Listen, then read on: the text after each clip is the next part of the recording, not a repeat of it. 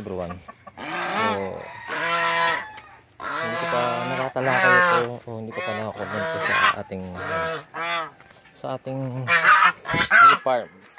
So, meron tayo ditong bulik na breed ng manok. Ayan. Ayan ang ating bulik na breed. So, dalawa yan. Ayan yung kala ko noon upgraded ng heritage sa native pero hindi. Yan, ito yung pangalawa. Yan, yan yung ating panibagong breed sa ating backyard farming. Diba ang ganda? Ito, tumataas to, nakakalabas ng net kaya kinulong muna natin. So, bala kong padamin tong lahi ng bulik dun sa ating native na manok na inahin na yun. So ayan, so dalawa yan. Ito yung isa, binibenta ko ngayon ng 700 tong isa.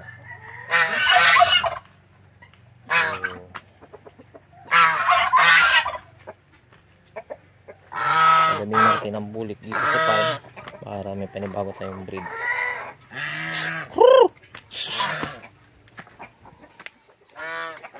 Yung bulik natin alaga. So ang pakain ko din dyan noon yung sisip ko Tegra 1000 tulad din sa ating mga heritage. Ito nyo, ganda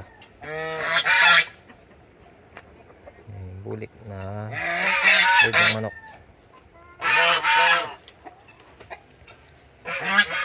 Subukan natin padamihin yan.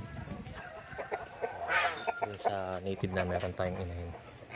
So baka bukas try natin itong mga heritage, ayusin natin, tapos iwan na natin yung bulik natin dun sa loob naman.